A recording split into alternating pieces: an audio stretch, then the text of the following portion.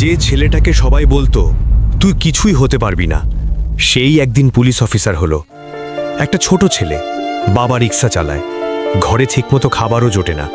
তবু ছেলেটার একটা স্বপ্ন, আমি একদিন পুলিশ হব। স্কুলে সবাই তাকে নিয়ে হাসতো, বলতো রিক্সাওয়ালার ছেলে আবার অফিসার হবে।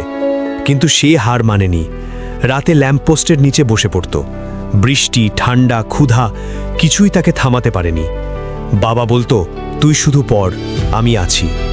বছরের পর বছর কষ্টের পর একদিন রেজাল্ট বের হলো, সে পাশ করেছে। আজ সে একজন পুলিশ অফিসার। কিন্তু সবচেয়ে বড় মুহূর্তটা তখনই এলো যখন সে দেখল তার বাবা এখনও রিক্সা চালাচ্ছে। সে দৌড়ে গিয়ে স্যালুট করল, চোখে জল নিয়ে বলল, আজ আমি যা হয়েছি সব তোমার জন্য। ছোট স্বপ্ন না, ছোট হয় চেষ্টা। যদি গল্পটা তোমার ভালো লাগে তাহলে ভিডিওটা লাইক করো, কমেন্ট করে জানাও তোমার মতামত, আর এমন আরও গল্পের জন্য চ্যানেলটা সাবস্ক্রাইব করতে ভুলো না।